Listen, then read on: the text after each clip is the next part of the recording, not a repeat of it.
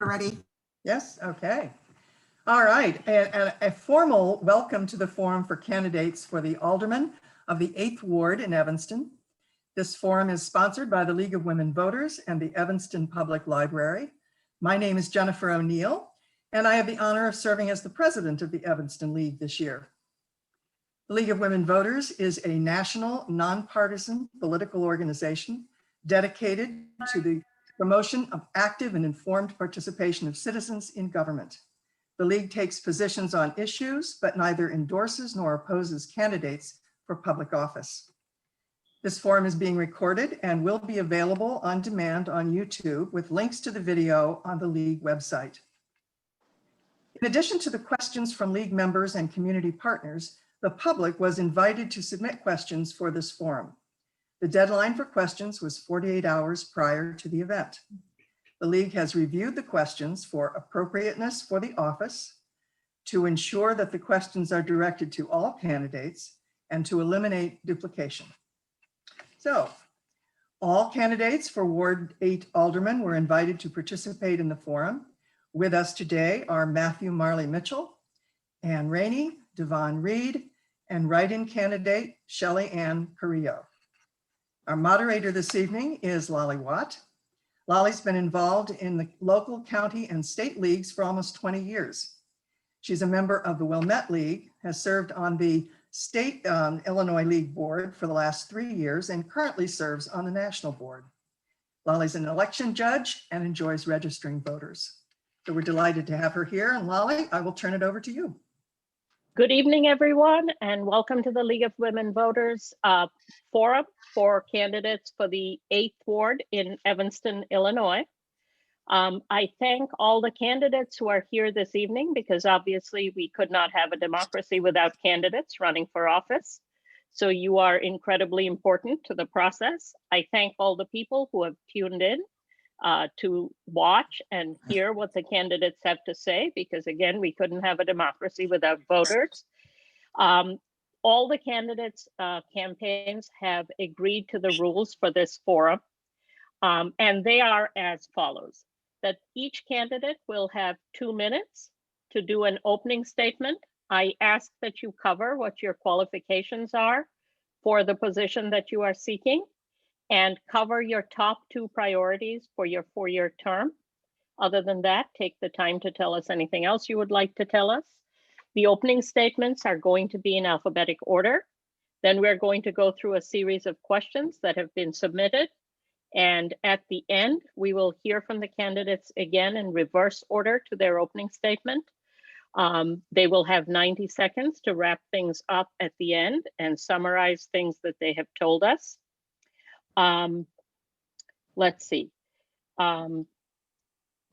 They have been told they may not use any visual aids, and we ask that they really closely follow the timer and look at how much time they have left and wrap up their responses in the time given.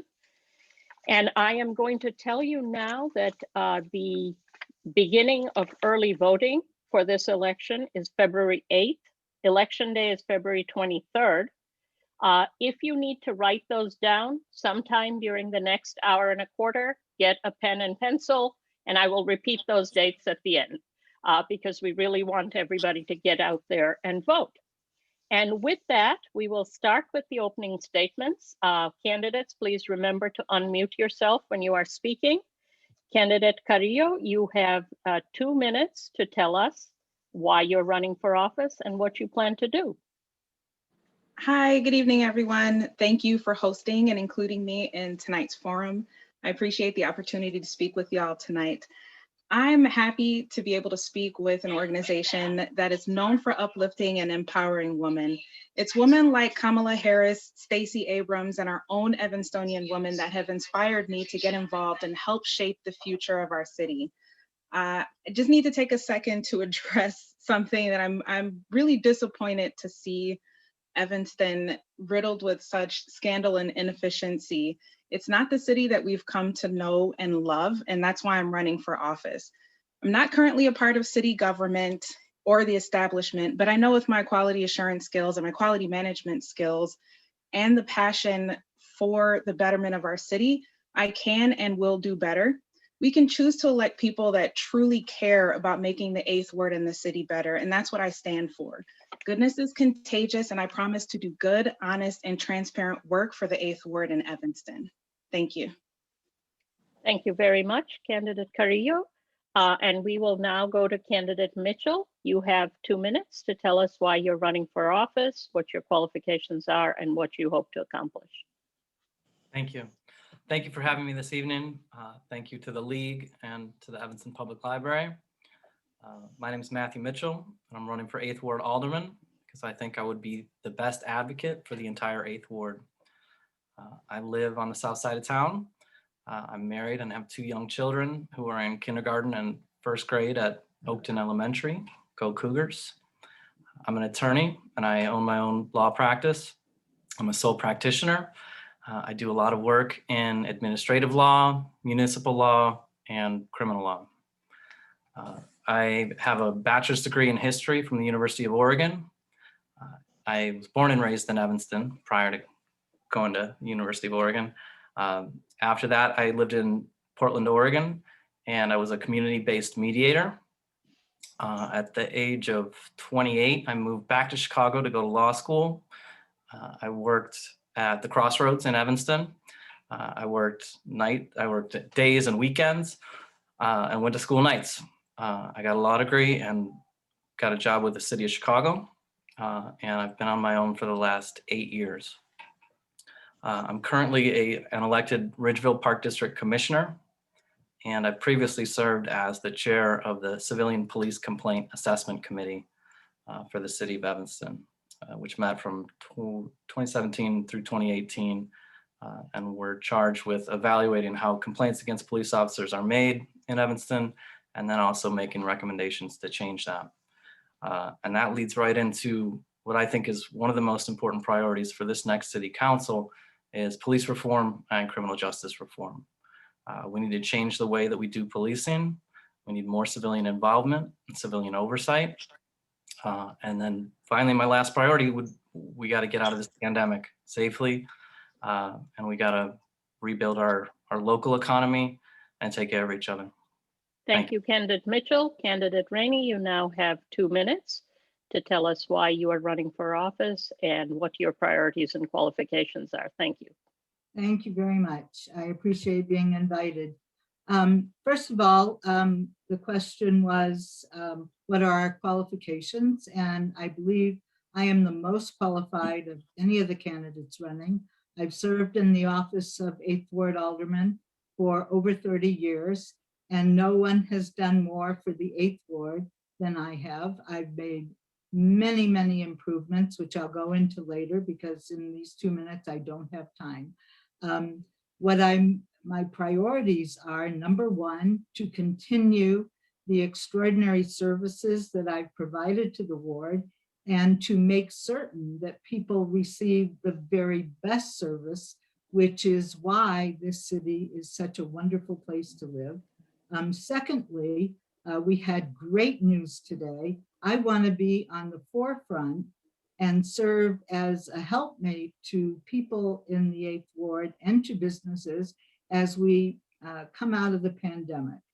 We got news today from the Illinois Department of Public Health that Region 10, which is what we are, is going into number 4. We're moving up. Our restaurants are going to be able to have 10 people at a table. We're going to be able to do up to 50% occupancy. Our stores are going to have more people in them. It's an exciting time. It's a step in the right direction. And I want to be there to help. I am very good at problem solving. And that's going to be my priority, to move the city forward, and especially the 8th Ward. Thank you. Thank you very much, Candidate Reed. Your opening statement, please. Qualifications and priorities. Thank you. Yes, thank you, League of Women Voters, for having all of us. My name is Devon Reed. I am running for, I'm the current city clerk. I was elected at the ripe old age of 24. And I've served as city clerk for the last 4 years, and my term has focused on partnering with residents around issues of transparency, racial equity, and increasing public participation. I'm running for alderman because in the clerk's office, while we've had a great number of successes, we've certainly faced some pushback. We faced pushback when we halted the unlawful attempt of the city council to opt out of the minimum wage increase. We faced pushback when we exposed systemic discrimination within our healthy work environment complaint process. And we faced pushback when we exposed that 75% of all arrests here in Evanston are of Black juveniles. That's our record. We've been able to accomplish a lot, but because we faced that pushback, the natural evolution is that we continue the mission of fighting for equity, of increasing transparency, and run for alderman. As alderman, the 8th Ward is a majority minority district. It has the second highest rates of childhood poverty to any ward in the city, second only to the 5th Ward. We are amongst the most ticketed, feed, and fined wards in the entire city.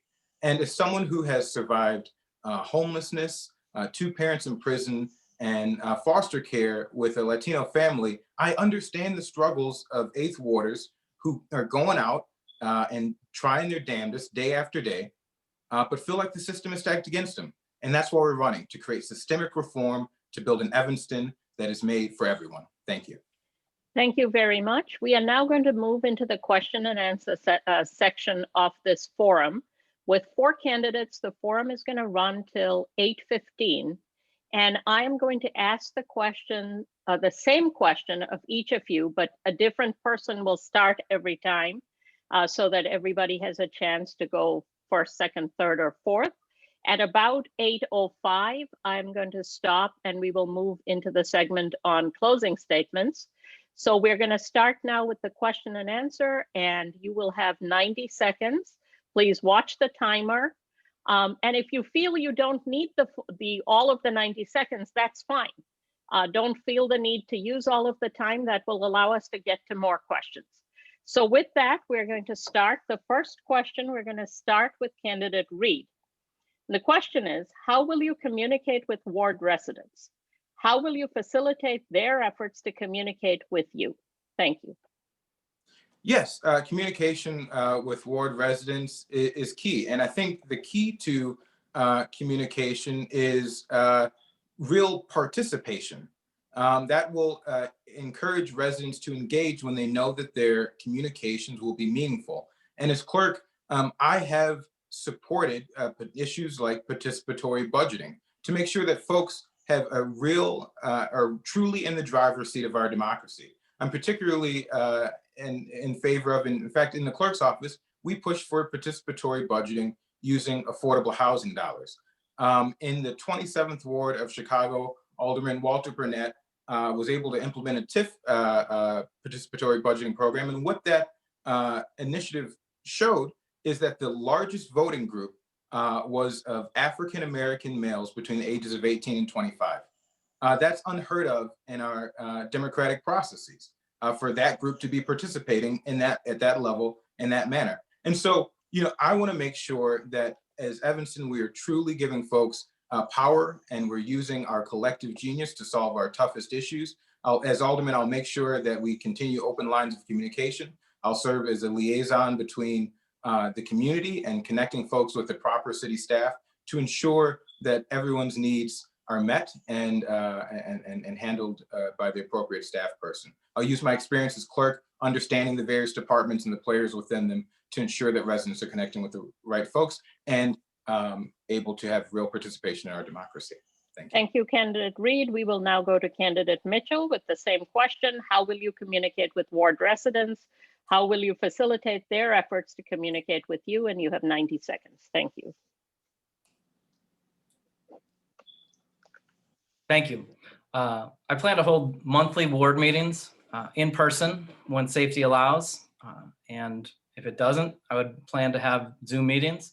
I would like to have special interest meetings with subsets of the community that have special interests. I I think a hat tip to Ann Rainey is merited. Her constituent services, her response to constituents is top notch. I think the expectation of the 8th Ward Alderman is an immediate response to constituent services. I think that's my plan going forward. I would also like to reach out into the community and get people involved in committees and boards. Tap the broad resources that we do have within our community and get folks involved in policy making. And then I think from a city council perspective, we need to listen to what those committees and boards have to say. Thank you. Thank you very much. Candidate Carrillo, we will go to you next. How will you communicate with ward residents and how will you facilitate their efforts to communicate with you? 90 seconds. Thank you. Yes, thank you. I would work to engage everyone in the community from multicultural backgrounds, anyone of different socioeconomic statuses, and even though this is a nonpartisan election, anyone of any sort of political affiliation. We can take things offline and actually knock on doors and hold ward meetings either once a month or bi-weekly. And of course, that'll depend on everyone's access. We'll also move the meetings around the ward so that people who may not be able to travel or don't have access to public transportation or even have a car themselves, they'll be able to walk to these locations. And of course, we'll be able to do this in person as soon as we are able to, which it looks like, according to Ann Rainey, we're on our way to being able to meet in public again, and of course, be safe. So speaking to people in person, engaging, going door to door, talking to people, and of course, bringing all of their needs to the forefront during our city council meetings. So if elected, people will definitely be engaged and feel heard because we'll be taking their issues to the city council meeting. They're going to be involved every single step of the way. So we have social media, we have online, we have websites, and we also have in-person communications. And again, engaging with the youth also. So in bilingual communications as well. Thank you. Thank you very much. Candidate Rainey, how will you communicate with ward residents and how will you facilitate their efforts to communicate with you? Thank you. I will continue to do exactly what I do now, and that is I will maintain the 8th Ward message board, which, I've heard criticisms about it, but, it has 40,000 some odd posts. Today alone, I figured some question like this. I counted my emails today back and forth. I had 47 emails today by 3 o'clock. And after 3 o'clock, I started working on brushing up on this meeting.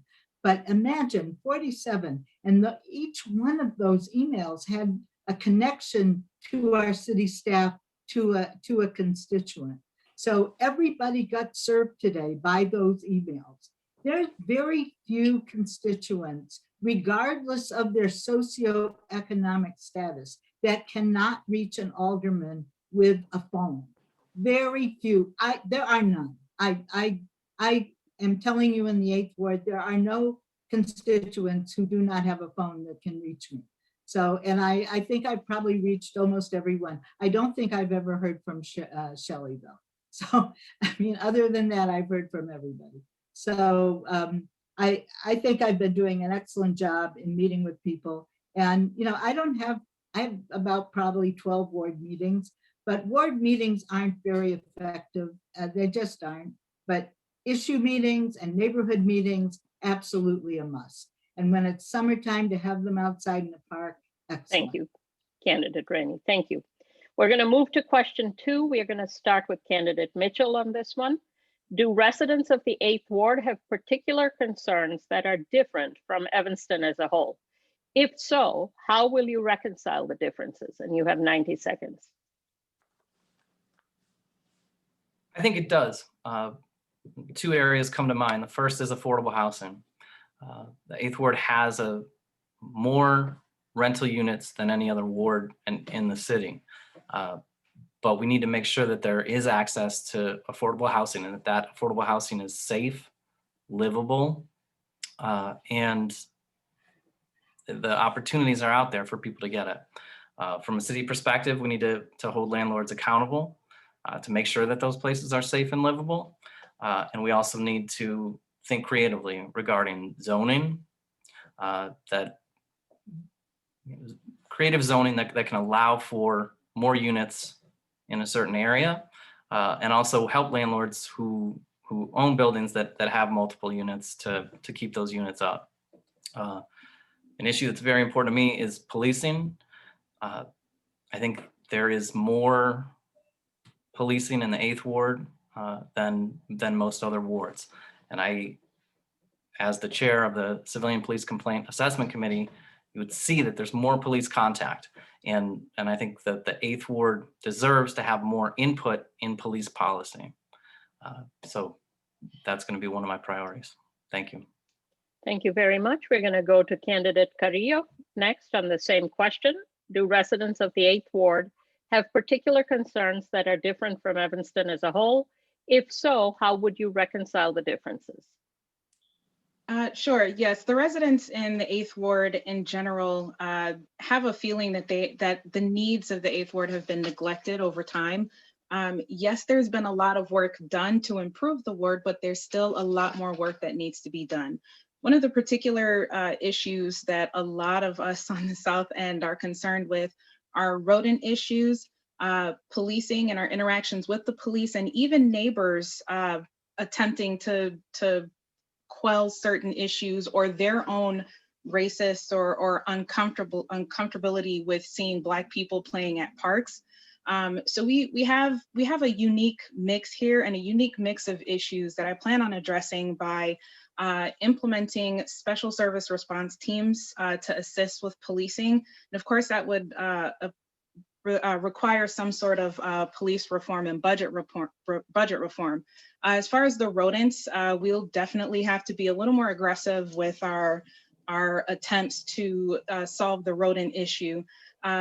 What's been done with the bait traps, it's not only inhumane, but it's also ineffective in the area.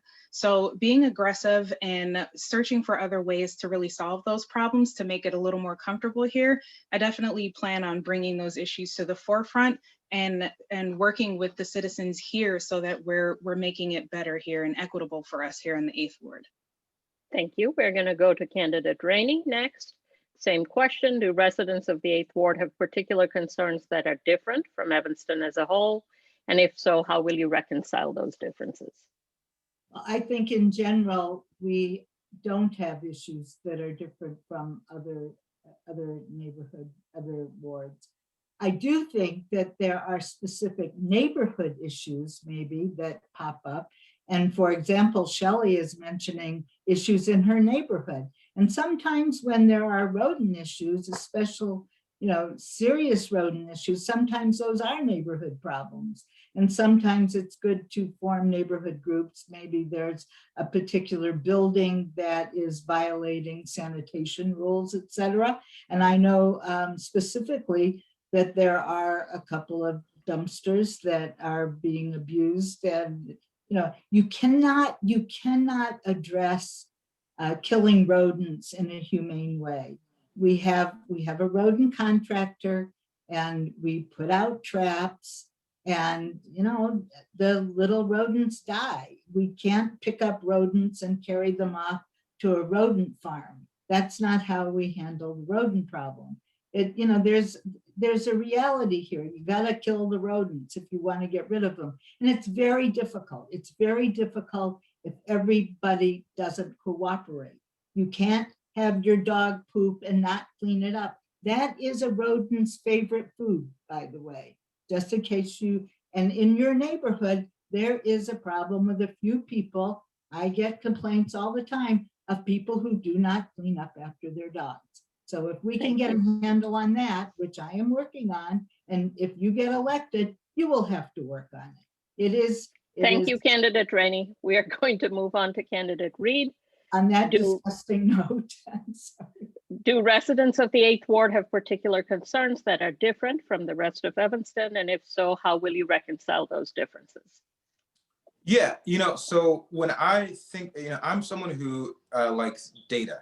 And so when I look at the data, I'm just not going off this anecdotally. The data shows, as I mentioned earlier, that because we have a high number of rental units, we have property standards issues. And when I look into the property standards data, we have folks complaining about a multitude of issues. So how do I solve that problem? I ensure that we are properly reallocating resources in our limited budget to ensure that we're tackling property standards issues. We spend 1% of our entire city budget on property standards, while we spend 36% of our budget on policing.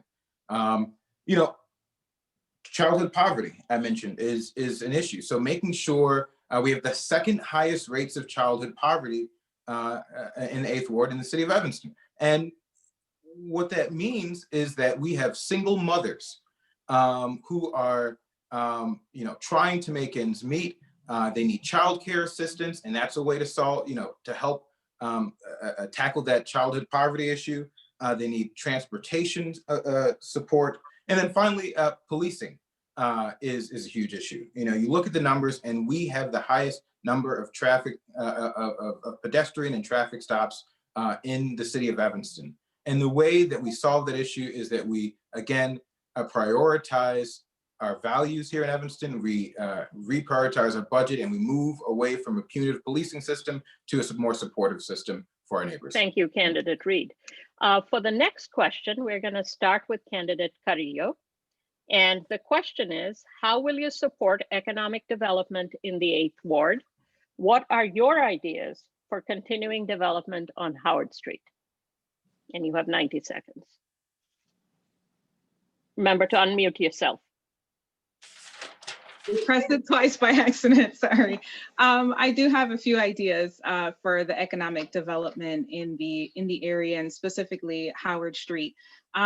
There's been a lot of debate about TIFs and whether they're helpful or useful or not, so I won't get too much into that. And because I have limited time, I'll talk a little bit of just about my vision for it.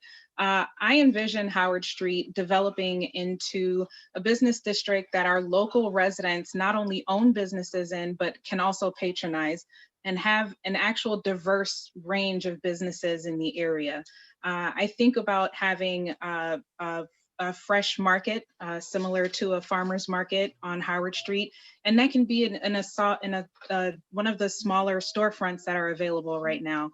I consider the entrepreneurs in the area also that are lacking the opportunity to own businesses here. A lot of the contracts have gone to people who don't even live in Evanston, and people are coming here to own these businesses. So I'd like to see some more resources pumped into 8th Ward, particularly for the local residents and local entrepreneurs. Thank you. Thank you. Candidate Rainey, you are next. How would you support economic development in the 8th Ward, and what are your ideas for continuing development on Howard Street? Well, first of all, I wish we had a way that we could, respond to the previous. Peckish Pig is owned by a family that lives in the 8th Ward. One of the owners lives in the 8th Ward, and they live on Callan, just so you know. Both of the owners of Ward 8 live in the building of Ward 8, okay? Tony and Lanice that own Good to Go live in the 8th Ward. They live on Dobson.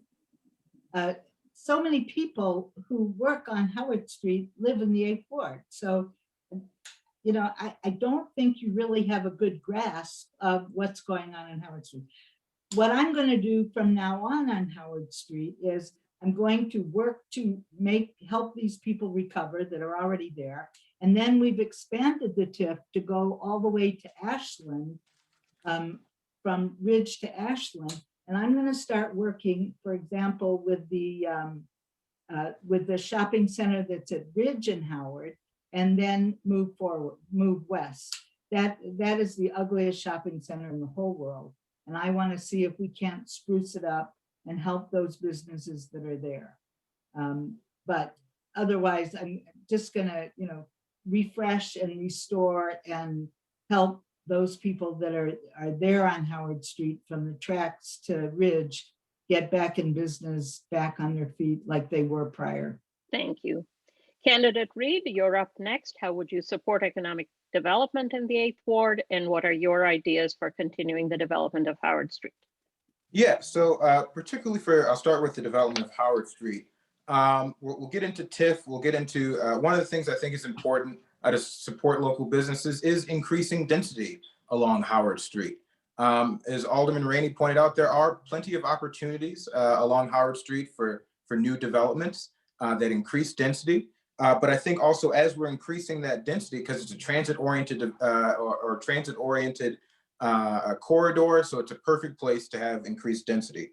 And that'll support our local restaurants and other businesses to have more people living within walking distance. But also as we are doing that development, we have to make sure that we don't miss opportunities like we did with 415 Howard. We want to ensure that we are creating living streets. If you're down on Howard Street near 415 Howard, you'll see that you get off the train and it feels like a dead zone. You're faced by a wall on one side of Howard, and then the 415 building, which could be a real hub of economic opportunity. The ground floor is just a foyer for the folks who live in the building. It's not a living place that folks can engage with who are walking down the street. And as for TIF, we have to ensure that we are responsibly using TIF dollars on Howard Street. What we have seen is the Howard Hartree TIF, which opened in 1992, gave millions of dollars to large developers that could have gone to small businesses. We saw with the Ridge Howard TIF that the largest the entity that received money from that TIF is 415 Howard, receiving $500,000 plus year after year. And those are dollars that could have gone to our school. Thank you. Thank you, Candidate Reed. Candidate Mitchell, same question. How would you support economic development in the 8th Ward? And what are your ideas for continuing the development of Howard Street? Thank you. So the TIF is a tool that we as a community can use towards that economic development. I'd like to see more community involvement in that decision-making and more sustainability in growing Howard Street. We're looking for long-term development that serves the needs of the community, serves the needs of all of us in the 8th Ward. I agree with Ms. Carrillo regarding encouraging entrepreneurship. There's a lot of people that live close by, and the city has resources to help encourage those folks. I think a big piece of the puzzle is also working with the city of Chicago. Evanston only has one side of Howard, so we need to have a cooperative relationship with Chicago Aldermen and City of Evanston. So I'm excited about the possibilities, and that's it. Thank you. Thank you very much. We're going to start with Candidate Rainey on the next question, which is, what are your ideas for stabilizing the city budget process? Do you have ideas for cutting expenses and identifying new revenue? I will be very honest with you. I don't have any ideas about cutting expenses at this time. I believe we have cut almost, I don't want to use the cliche bare bones, but I can't see where we can cut any further. I have been instrumental in generating revenue on the Evanston City Council. As a matter of fact, I was instrumental in getting a referendum passed, which the council said we would be sued, but we weren't. And as a matter of fact, Chicago's moving in that direction of passing the progressive real estate transfer tax. I know Mr. Reed says that was his idea, but it certainly wasn't. It was my idea. But regardless of whose idea it was a great one, and it passed. And there was a building sold in Evanston this past couple of weeks for $5.2 million. And because of that transfer tax increase, we generated an additional $20,000 in real estate transfer tax. So I'm very proud of that. I think we simply need to get back on track. Prior to COVID, our budget was not in bad shape at all. We had a decent We had a decent sources of revenue. We were doing okay. And so I'm not worried about our budget once we get. Thank you very much. Candidate welcome. Reed, you are in fact up next. What are your ideas for stabilizing the city budget process? And do you have ideas for cutting expenses and identifying new revenue? Yes, I'll start with the identifying new revenue. I think Alderman Rainey might have been guilty of inception, where she heard an idea and it incepted into her later. But last election, we need folks who are bold and innovative. And a progressive real estate transfer tax was a bold, innovative idea that I put out during the last campaign as we were running for clerk. It was the first progressive real estate transfer tax to be done in the state, and I'm proud of that record and leading on putting that bold idea out into the ecosphere. But there's much more than that. That's only $1.2 million annually that we've raised. And so it's barely, it's a good start, but it's barely dropped in the bucket. We need to look across the board. One of our largest expenditures is our police department. We spend 36% of our budget on policing while we're spending 1%, 5%, 10% on our property standards, on our parks and recreation, or on our health department and parks and recreation. So we have to first make sure that our budget aligns with our values. But then also we have to look at the various funds that the city operates and see if there are opportunities to, one, there are plenty of ideas of shifting the burden. A lot of people talk about shifting the burden to Northwestern. We got to do that and our large other institutions. But we have to look at our long-term finances, such as our parking fund. We know that there are going to be less cars on the road in 30 years. We've seen with COVID that our parking fund took a several $1 million hit, and we got to make sure that we're planning for the future with parking and other funds. Thank you. Thank you. Candidate Mitchell, you're up next. What are your ideas for stabilizing the city budget process? And do you have ideas for cutting expenses and identifying new revenue? So I would really like to expand the pie by making Northwestern pay their fair share. I am a lifelong Evanstonian, and in my lifetime, I have never seen Evanston play hardball with Northwestern. We have tools in our toolbox that we can use, specifically the home rule powers granted to the city under the Illinois State Constitution. This is the leverage that we need to get Northwestern to the table. Northwestern doesn't pay for fire and rescue services to a tune of $650,000 a year. And that should just be the start. We know that Northwestern is not going to pay property taxes. That's a settled issue. So we need to renegotiate our relationship because there is a power imbalance, a power differential, and we need to get Northwestern to the table to contribute to our greater community. It's been too long where it's been imbalanced in their favor. When it comes to community cuts, I agree with Alderman Rainey. There's not much left to cut right now. I would like to reallocate money in the police budget towards more creative public safety options. We do spend too much on policing, and if we refocus that budget towards public safety, I think we'll have better results. Thank you. Candidate Carrillo, you are up next on that. What are your ideas for stabilizing the city budget process? And do you have ideas for cutting expenses and identifying new revenue? Thank you. Sure. Can I address two really quick things really briefly? Ms. Rainey mentioned that I don't have a good grasp on it. I do. I just wanted to mention that I know we do have some local owners. I'd like to see opportunities open up for more of us here. So that's really our ward and our Howard Business District. The other thing is, yes, and we've spoken before. I've met you several times, but you might not remember because you actually didn't come to the block parties I invited you to.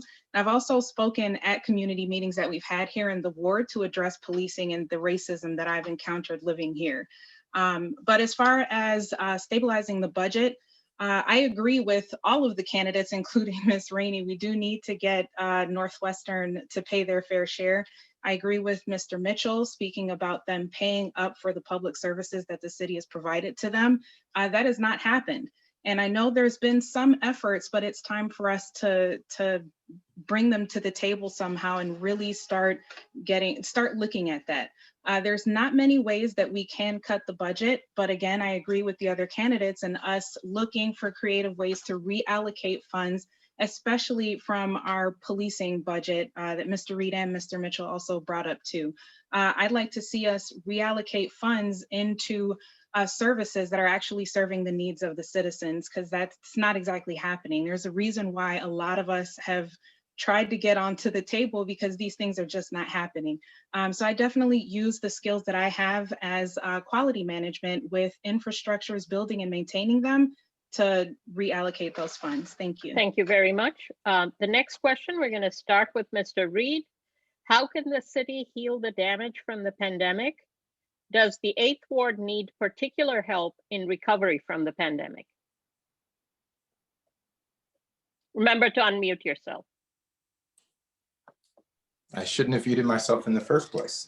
That is a great question. Thank you for that. COVID is a very serious issue, and it's thrown, a curveball into our city's operations and our finances. Insofar as, I think I'll start with, our businesses and our residents. The first step is to provide quick relief and help folks stay afloat. We need to ensure that we are providing relief for our smaller businesses, making sure that folks are being able to connect with federal aid, that we are passing ordinances that allow for certain fees and taxes to be deferred, maybe even allowing for a deferral of requiring a deferral of utility bills using home rule authority. But one of the big things for our businesses is that we have to make sure that as we are shifting in and out of various levels of lockdown, that we are making sure that our smaller local businesses, that our larger big box retailers are playing by the same rules as our smaller local businesses. So while, gift shops and other stores have to close because of COVID requirements, folks, because they sell non-essential items, you're able to go to the big box stores like Target and buy those same non-essentials, and we need to make sure to create a level playing field for our businesses. Very quickly, second, we have to help businesses adapt to the new world. So really, I'll end there. Thank you. Candidate Mitchell, how can the city heal the damage from the pandemic, and does the 8th Ward need particular help in recovery from the pandemic? So I think we really need to prioritize our vulnerable populations when it comes to public health. And we need to, in particular, pay attention to folks in the 8th Ward who were hard hit by, the health aspects of the pandemic. Looking forward, I think we can view this as an opportunity. I think things aren't going to go back to how they used to be. I've gone downtown to downtown Chicago for work every day for the last 10 years. And since the pandemic came, I dropped my office and I work from home. And I don't think I'm ever going back to downtown Chicago. I think Evanston, we can use this as an opportunity to play to our strengths of staying local, sustainability, and easy accessibility to transportation, biking, walking. And I would love to see this happen, particularly on Howard Street and in the 8th Ward. Mr. Reed and I had lunch at Good to Go this summer on a work day. And I think that if people are working from home and staying closer to home, it's an opportunity for businesses in the 8th Ward and an opportunity for us to support those businesses. Thank you. Thank you. Candidate Carrillo, you are next. How can the city heal the damage from the pandemic, and does the 8th Ward need particular help in recovery from the pandemic? Yeah, we need a lot of relief in the form of different assistance programs. We really need to lobby the government and state and even federal for funding. We need to use this funding to feed the families, provide resources. We also need to be able to provide resources for independent workers and business owners. So there's a lot that still needs to be done because we do have vulnerable populations here where people are really struggling to make ends meet due to the virus. In the 8th Ward, taking the statistics that other candidates have mentioned, a lot more of us are struggling here, more so than in other wards. So those particular needs include needs for single mothers like myself who have been working from home and struggling to take care of 2 children here during virtual learning. So providing resources that help people in the ward, not just with feeding the families and protecting independent workers to provide additional opportunities for them so that they can pay their rent or keep their electricity or even internet access so their children can continue virtual learning, because it may not be safe to go to school, back to school very soon. So just really lobbying to get that funding so that we can assist the families here and the vulnerable populations and assist with vaccinations as well, and partnering with the Levy Center to provide that. Thank you. Thank you. Candidate Rainey, how can the city heal the damage from the pandemic? And does the 8th Ward need particular help in recovery? Well, the 8th Ward is going to share in $500,000 for rental assistance with small landlords and tenants that are struggling. So that's one way, which will be excellent. The other way will be for the governor to take his foot off the throat of our restaurants and bars, and that started today. And also the small businesses that are retail commercial spaces up and down Howard Street. The gyms, the small shoe stores, things like that are going to start opening. Don't forget, all those places employ people from our community, and that's going to be a huge help to those people. So that's just so important that people get to go back to work. I don't know that we need any more special help than others, but that $250,000 that we're going to get for rental assistance for the small landlords that are struggling is going to really be very, very helpful. And as far as getting special assistance with vaccine, we can't help people with vaccine until we get the product, and we don't have the product yet. We are waiting. And once we do, the announcement will go out as to who is next in line.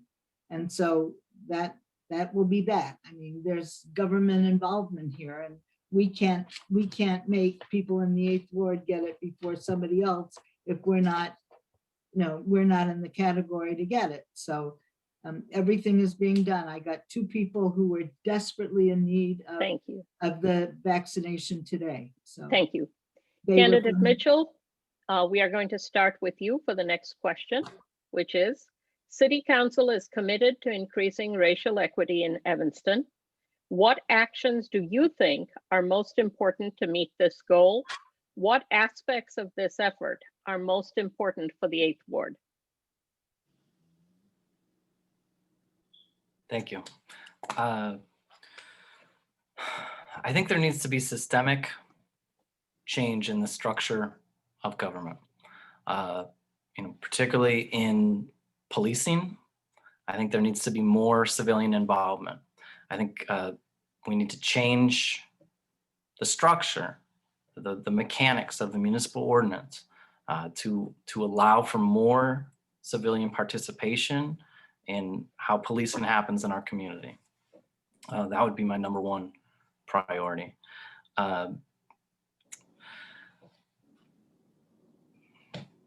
trying to think of the most important. I think education, and that we all are speaking the same language. So I think training, community discussion and dialogue that identifies names inequity, names white supremacy, identifies it, and so that we all have the same language moving forward to hopefully create a better community. Thank you. Thank you. Candidate Carrillo, the same question to you. City Council is committed to increasing racial equity in Evanston. What actions do you think are most important to meet this goal, and what aspects of this effort are most important for the 8th Ward? And remember to unmute yourself. Yes, thank you. It's hard enough to manage the diversity and opinions of the diverse city, but it's really critical to do that. We have to welcome people of all different cultural backgrounds and economic statuses, and really encourage the human interaction with them, which in turn builds the trust within the community. Also working to help bridge the gap between the citizens itself and the citizens and our police force, as well as the citizens and city council. So all of that has to do with policy. So a lot of the candidates throughout all of the forums, we all talk about policy revisions and actually reviewing these policies through an equity, a lens of racial equity and socioeconomic equity, so on and so forth. So a lot of the policies are written in a way where people do feel that they've been disproportionately affected by them. So we talk about the stats with how people are affected by policing, for example. That's probably my biggest or my most important issue when it comes to that, and we're looking at equity. Yes, there's opportunities here to revise policies so that we're looking at hiring the Black and Brown residents that are here, and even and looking at affordable housing, so on and so forth. So all of the disparate treatment that the Black and Brown people have received in the city, that is systemic. And I would look at changing those policies, and again, looking at policing and changing the way it is, because the police are treated as though it's a war on crime here, and it's not a war. It's not a war against people. Thank you. Candidate Rainey, you're up next. City Council is committed to increasing racial equity in Evanston, and what actions do you think are most important to meet this goal? What aspects of this effort are most important for the 8th Ward? Well, I'm going to leave the part about the 8th Ward out because I think I don't think it can be segmented into the 8th Ward. I've spoken to numerous members of city staff about this, and I've been convinced by them that there are issues at City Hall that need to be addressed first about racial equity and et cetera. And until those things are really resolved, especially city policies within the city, that really we can't really get a handle on it for citywide. But I was thinking when we first began this discussion that, I don't mean tonight, but in general, that every part of a meeting that I'm going to have with the ward would have a part of this discussion. This discussion would be a part of that meeting, because I really don't think the community is really engaged in this discussion. And I think that would be extremely important. And so I've been talking to Pat Effiam, our former equity and empowerment person, who's no longer with us, but who does consulting. And she has agreed to participate in that. She lives local, and she said she would participate. So I think that's the way I'm going to approach it. And so Thank you. That was perfect timing.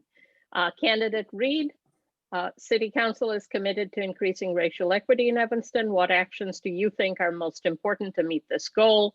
What aspects of this effort are most important for the 8th Ward?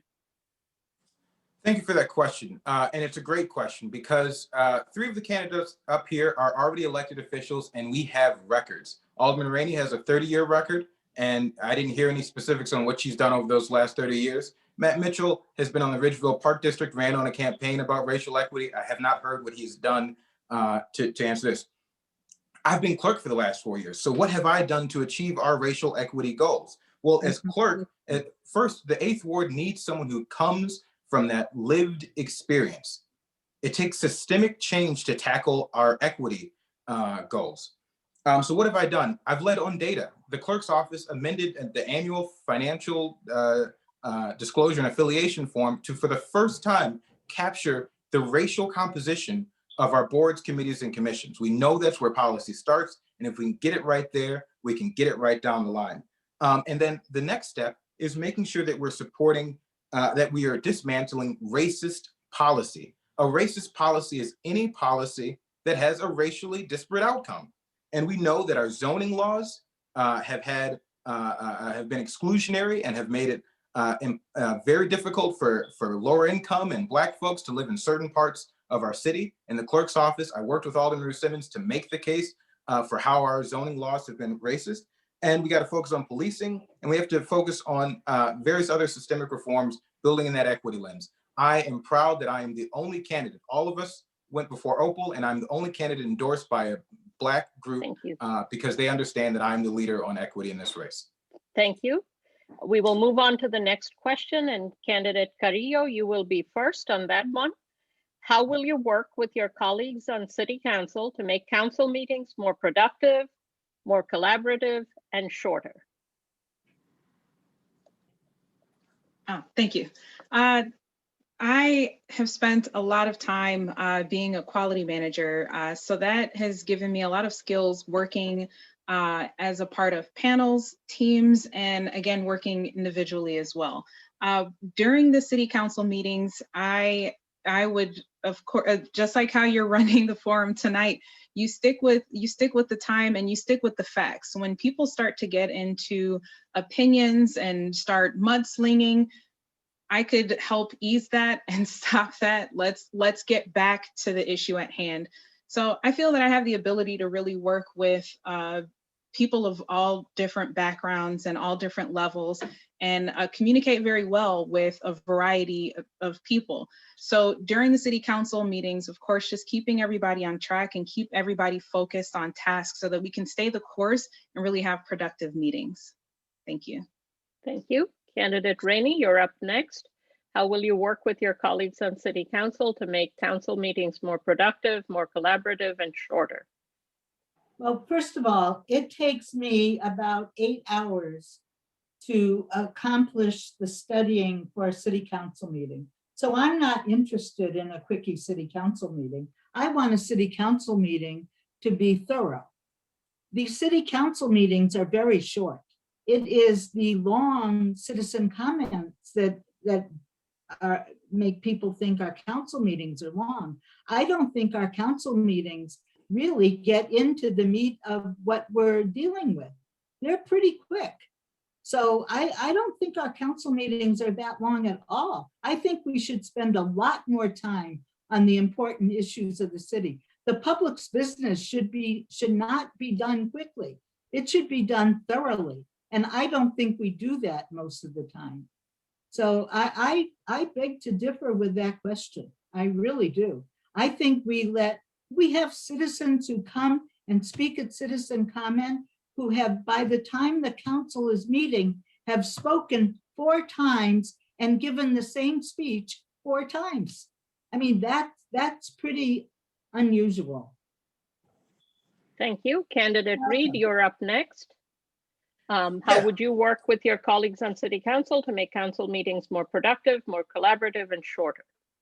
Yeah, thank you for that question. Again, this is a place where particularly Alderman Rainey and I have records. You know, Alderman Rainey's been here for 30 years. I've been here for 4 years. What have we done to achieve that goal? Well, my office right away started with popular education, popular pedagogy, where one of the first sessions that we held in that series was about parliamentary procedure and how to adjourn before midnight. I agree with Alderman Rainey that council meetings do need to be thorough, and we don't need to necessarily make council meetings shorter. But what I disagree with is that a part of that thorough investigation of the facts and coming up with the best policy, certainly in a democracy, requires public participation. I agree. We cannot act as though public comment is some, burden on the council, because it is completely not. It is how we use our collective genius. One of the things that I think we have to do, the council, we have to get ourselves in order. And so that's starting with the council rules. I have been a diehard advocate for the council following its rules. I think even Alderman Rainey can agree with this. I think other than the 2 of us, there aren't many people on that dais that understand the rules with great specificity and detail. The big thing that I think we need to do is work on enforcing the Open Meetings Act. That means starting our meetings on time. Too often we say we're starting a meeting at 5 o'clock or 7 o'clock, and we don't start that meeting until 8. And we need to make sure we get that process right and follow the Open Meetings Act. Thank you very much. Thank you. Candidate Mitchell, how will you work with your colleagues on City Council to make council meetings more productive, more collaborative, and shorter? Thank you. Having spent a lot of time watching the city council, I feel that it's particularly disjointed. I think the collaboration is key, and it's based on relationships. So I intend to have a good relationship with every member of city council, individually, off the dice. I plan to work with people on their priorities and ask them to work with me on mine, off the dice, so that we can have a coalition of the minds and be on the same page. I would love to see a progressive majority on city council that's able to articulate its shared values and then move forward to execute plans that reflect those values. I'm a trained facilitative mediator. I've also been an adversarial attorney for the last 10 years. I have a lot of tools in the toolbox when it comes to conflict resolution, and I can disagree without being disagreeable. I think all of these skills would lead me to be able to help lead city council in a collaborative direction, which I think is going to shorten the conflict, the arguing, the grandstanding that you see at city council often. Okay, I'm gonna wing it a little bit here, and I'm sorry, timer, this is probably making you panic. We are almost at time for moving to the last section of closing comments, but we have a minute or two. So I'm gonna ask this next question, please just take 30 seconds and give us a quick response. We can just squeeze that one extra question in. So starting with candidate Rainey, should the public comment period at council be changed to allow more interaction between citizens and aldermen, or in other ways to be more useful? 30 seconds, please. I would love that. I would love to be able to respond to Ray Friedman every Monday night. Yes, the answer is yes. Thank you. Candidate Reed, 30 seconds. Again, we have records to look at, and if I would love to respond to residents after every meeting, and guess what? When I want to respond to a resident, I take that opportunity to do it. I think we have to adjust the process to allow for more public comment in an effective and efficient way. And in fact, this council and Alderman Rainey have done the exact opposite over the last 4 years. Thank you. Candidate Mitchell, 30 seconds, please. No, I don't think that there should be back and forth during public comment. I don't think it's effective, and I think it's very hard to draw the line. I think there are other venues where there should be back and forth. Town hall meetings, ward meetings, open lines of communication. So I don't think city council is a place for back and forth between the 9 aldermen and mayor and the person making the comment. We'll be Thank you there very till much. 12. Candidate Carrillo, you have 30 seconds or less on the public comment period being changed or not. Yes, my answer will pretty much piggyback on Mr. Mitchell's response. Public comment is very necessary, but if we change the way that we're actually interacting with our ward residents, the public comment section may not be so heated because the needs of the people may feel that they're being addressed already throughout the interactions with the aldermen and their residents. So I'll just keep it brief. Thank you That's all. so Thank you. much. We are now going to move to the closing statement segment. As I said at the top of this, the closing statements are in reverse order to the opening statements. So in reverse alphabetic order, each candidate has 90 seconds. So please tell us why voters in Evanston, I'm not an Evanston voter, why voters in Evanston in the 8th ward should go out and vote for you. And we will start with candidate Reed. Thank you. Folks here in the 8th ward are looking for systemic change. We're looking for a candidate who reflects the values of our city. We're looking for a candidate who has experience, who is progressive, and who is bold. And I've demonstrated that I'm experienced, progressive, and bold on a wide range of issues. There are 2 folks in this race that represent experience. I've had 4 years of experience on that dais in closed session meetings, and darn near doing the job of an alderman without a vote. having access to all the information. There are 2 candidates on this ballot that represent experience. There are 2 candidates on the ballot, one who's not, that represent change.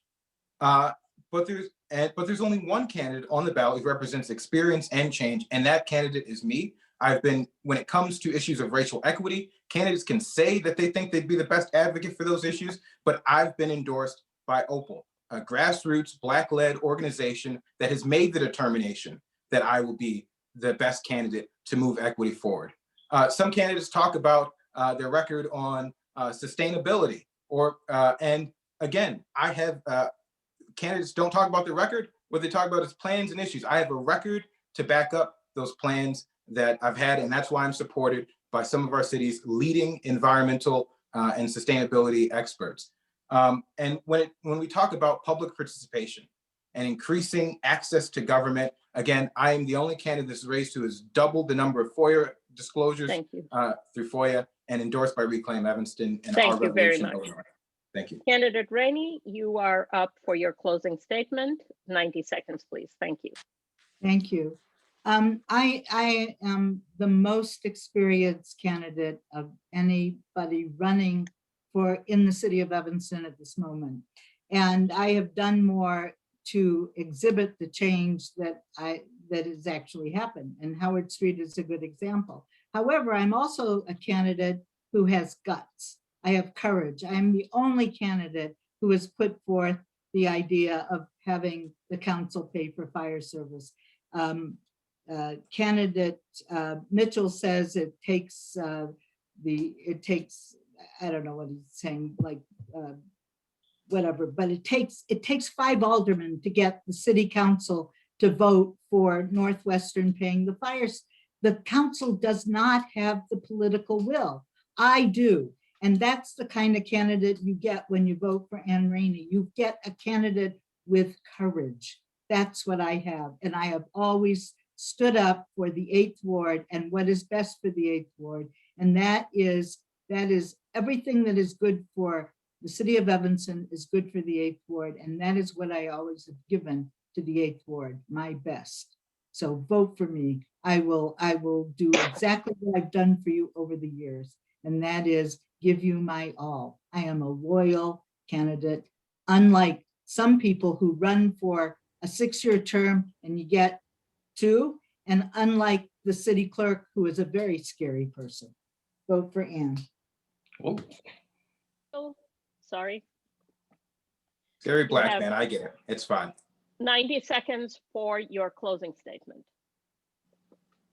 is that to me? Yes, candidate Mitchell. Thank you. I have the collaborative skills to get things done. I'm running for alderman because I would like to see Evanston become a national leader in sustainability, in police reform, and in prioritizing the needs of our vulnerable citizens. We're at a crossroads where we can keep trying the same things over and over and expect different results, or we can use our collective resources and make systemic changes going forward.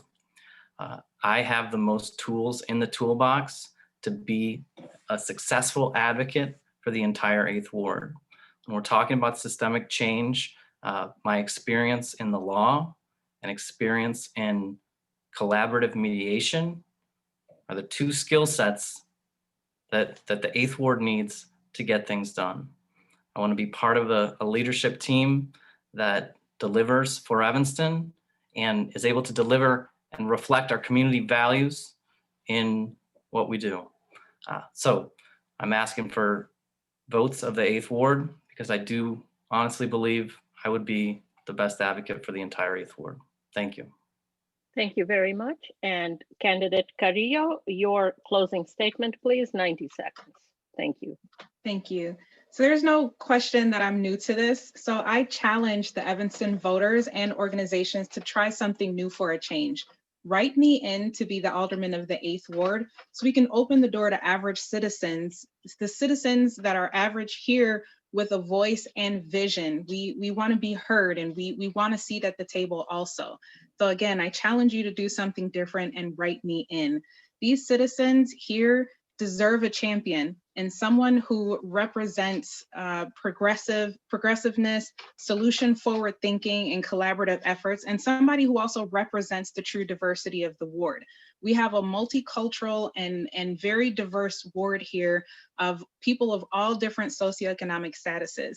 And together we can break down and rebuild the establishment and tackle issues that impact our daily lives and really be a part of that decision-making process. We can tackle issues like parking, ticketing, racism and rodents, police and budget reform, young adult and youth achievement, and goodness is contagious. It's spelled SHELLEYANNCARRILLO. Visit ShellyAnnCarrillo.com to support my campaign to become the Alderman of the 8th Ward. Thank you.